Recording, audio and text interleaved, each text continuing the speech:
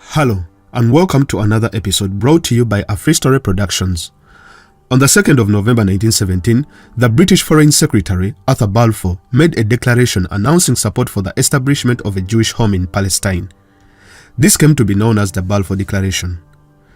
The declaration was contained in a letter sent to Lord Rothschild, a leader of the British Jewish community, for transmission to the Zionist Federation of Britain and Ireland. This created the world's most intractable conflict that has lasted for more than half a century between Israel and Palestine. But wait a minute, most of you might not have known that before the Balfour Declaration, we had the Ugandan Scheme, a proposal that would have changed the conflict and the world as we know it today. Because it is in this proposal that the British had thought about creating a Jewish homeland in the heart of Africa, at the border between Uganda and Kenya. Now pause for a minute and think about where we would be today, just in case this proposal came to pass. In fact, it did come to pass. In this episode, we'll look at the history of the Ugandan Scheme. The Ugandan Scheme was a vision to create a Jewish settlement in the British-controlled East Africa as a refuge for Jews escaping anti-Semitism in Europe. This story begins with a man known as Theodor Herzl, an Austro-Hungarian Jewish journalist, a writer, and the father of modern political Zionism. Herzl formed the Zionist organization and promoted Jewish immigration to Palestine in an attempt to form the Jewish state. Though he died before its establishment, he is known as the father of the State of Israel. In this effort, he created an international movement of Jews that led a series of congresses to press world leaders to embrace Zionism. First, he appealed to Kaiser Wilhelm II in an attempt to bolster influence with the Ottoman Sultan, Abdul Hamid II, to achieve his goal. After failing to garner influence with the Kaiser, he appealed to the French, the Pope, and anyone who could influence the Sultan. Sadly, his pleas ended in failure. In 1903, Theodor Herzl had a breakthrough. He had secured a friendly audience with the British Foreign Secretary, Joseph Chamberlain.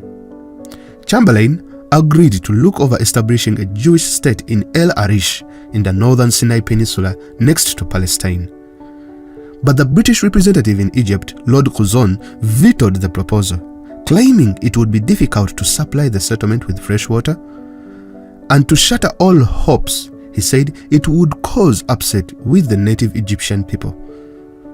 Nonetheless, Chamberlain continued his endeavor to aid the Zionists.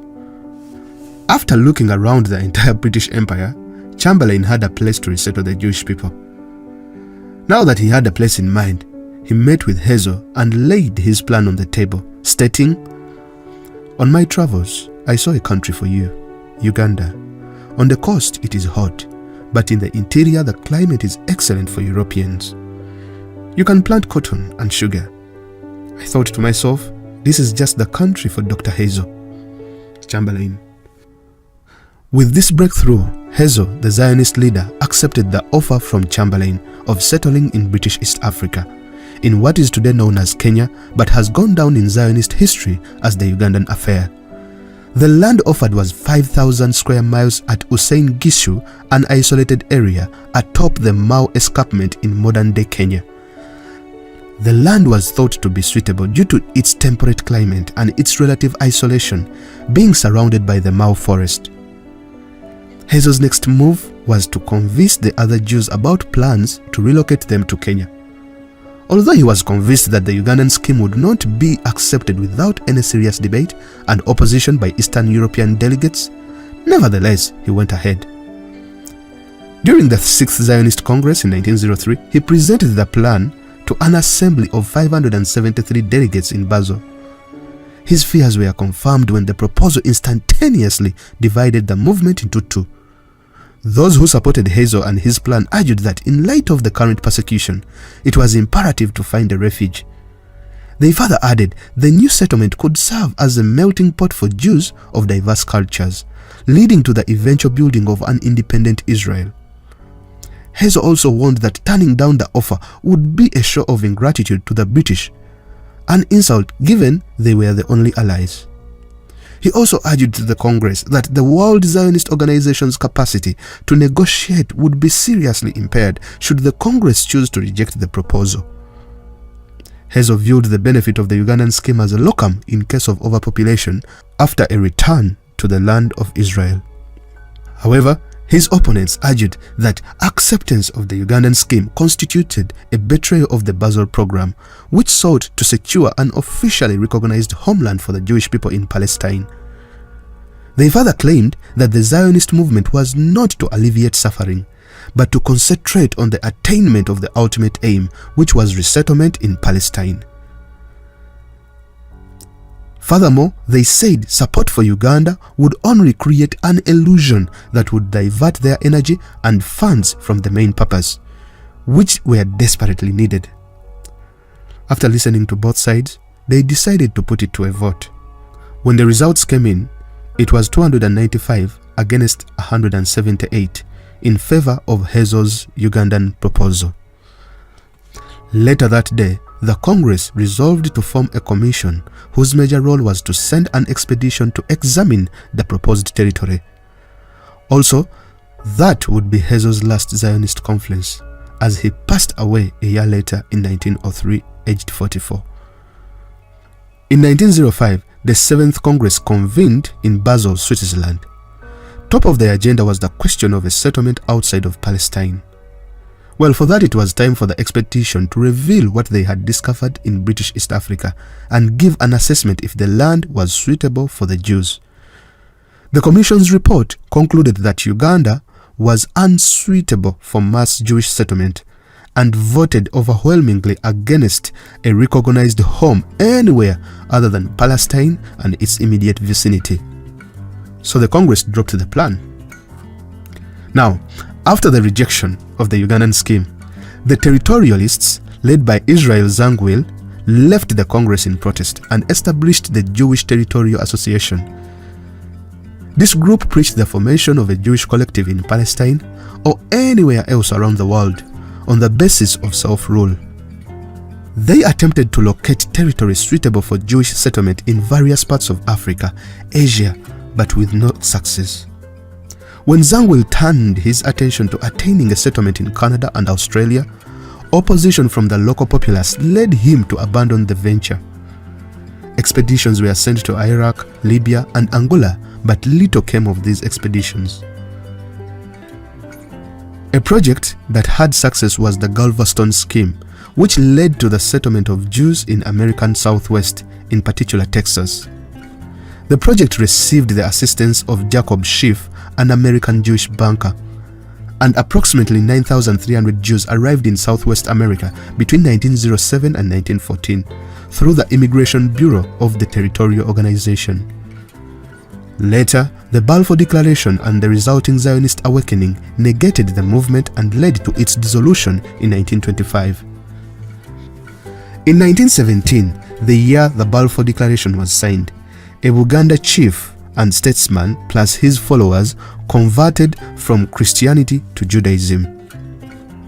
This man came to be known as Semei Kakunguru. The community came to be known as Abayudaya, which translated to the people of Judah.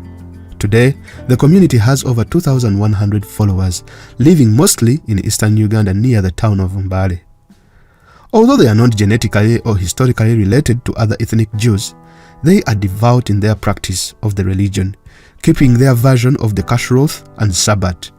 Most of these people are recognized by the Reform and Conservative sects of Judaism. In 1918, a Jewish Legion, a group primarily of Zionist volunteers, assisted in the British conquest of Palestine. In 1922, the League of Nations granted Britain the mandate for Palestine under the terms which included the Balfour Declaration, with its promise to the Jews, and with similar provisions regarding the Arab Palestinians. Subsequently, this led to a gradual migration of Jews from different parts of Europe, escaping persecution. The migrations intensified before, during, and after the Second World War due to the increased persecutions from Hitler's Germany.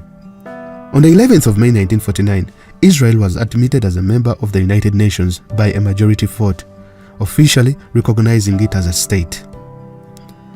Aliyah, or the law of return, is the immigration of Jews from the diaspora to the land of Israel, which today includes the modern state of Israel. The state of Israel's law of return grants Jews, their children, and their grandchildren automatic rights regarding residency and Israel citizenship. In 2020, an Israel court ruled that the Abayudaya community from Uganda, who practiced Judaism for over a century, would not be eligible for immigration. What is interesting is that when the British wanted to give land to the Jews in the British Protectorate, no local chief or king was asked about the idea.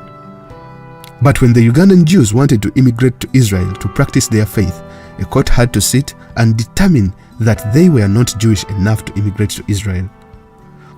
Also, one should note that the business of resettling people by the British and the Americans did not start with the Ugandan scheme. In the 1780s, a big number of freed slaves were loitering around the streets of London, giving a bad image of the city, according to the British. So they decided that they should send, should I say dump, the poor black freed slaves back to the continent of their ancestors where they came from. So the British made an agreement to have land on the coast for settlement of the freed slaves.